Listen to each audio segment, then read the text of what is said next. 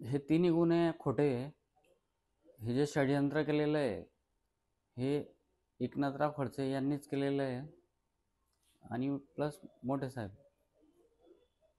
ह्या गुन्ह्याबद्दल काहीच म्हणजे काहीच नाही. हनी ट्रॅप काय संबंध आला हनी ट्रॅपचा नाही आमचा.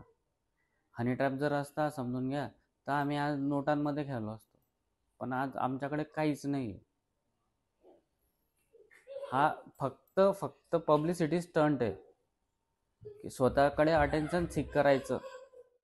आमची संपत्ती जी आहे ती कोणी येऊन चौकशी करावी, ईडीने करावी, SITने करावी, कोणीही करावी. आम्ही आता सगळ्यात पहिले तर खडसेंवरच केस टाकतोय मी. म्हणजे ते 300 कोटीचं जे मालमत्ता होती त्यांना जो दंड बसला होता 300 कोटीचा, त्या प्रकरणी त्यांच्यावर हायकोर्टमध्ये केस टाकणार आहे मी की ती कॅन्सल कसं काय झाली. SIT नेमलीच पाहिजे. कारण निखिल भाऊची म्हणजे माझे पप्पा जे ते निखिल भाऊंचे एवढे निकटवर्तीय होते की जसं मित्र असतो त्या प्रकारे होते. तर त्यांची चौकशी झालीच पाहिजे त्या गोष्टीची. काय मतभेद त्यांचे थोडेसे काही गोष्टीवरनं, हे काम करून द्या भाऊ, ते काम करून द्या भाऊ, त्या हिशोबाने त्यांचे मनभेद झाले होते. ते मनभेद जेव्हा दूर झाले ते ॲक्च्युली मनभेद बी क्रिएट करणारे लोक जे होते ते हेच होते. माजी गृहमंत्री अनिल देशमुख आणि एकनाथराव खडसे त्यांनी ते क्रिएट केले. पण जेव्हा ते दूर झाले त्याच्यानंतर परत आम्ही BJPमध्येच येऊन गेलोय. मधून नाही घेतलं काही. जळगावमध्ये काहीच नव्हतं. इथे जामनेरमध्ये होतं. जामनेरमध्ये एक लॅपटॉप होता, 2 पेनड्राईव्ह होते.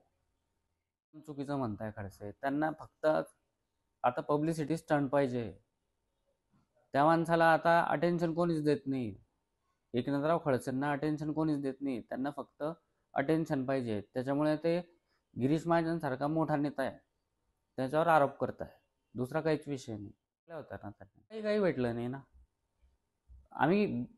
आम्ही जे आहे ना, आम्ही लोकल लोक आहेत समजून घ्या. आम्ही ग्राउंड लेवलचे लोक आहे. पण आमची जे बापदादांची प्रॉपर्टी जे आहे ते आम्ही ऑलरेडी करोडपती. तर खडसे सारख्या माणसाला म्हणजे ज्याने भ्रष्टाचार करून पैसे कमवलेले, तो माणूस आमच्यावर हे आरोप करूच शकत नाही. एकदम चुकीचा इश्यू काहीच नाही. हनी ट्रॅप वगैरे 100% बदनाम करण्याचा खडसे संबंध घरोबाचे संबंध आहे. तो काही विषयच नाही आहे. भाऊंचा जो विषय आहे, भाऊ म्हणजे आमच्यासाठी आजच्या तारखेमध्ये, कालच्या तारखेमध्ये दैवतच होते. दैवत आहेच आणि राहणारच.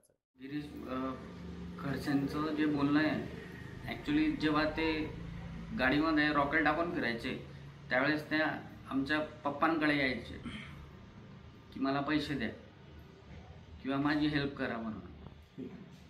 तोपर्यंत काही विषयच नव्हता. आणि आम्ही जे ते आम्ही म्हणजे बापदादांची आमची इस्टेट जी आहे ती काही कमी नाही आहे.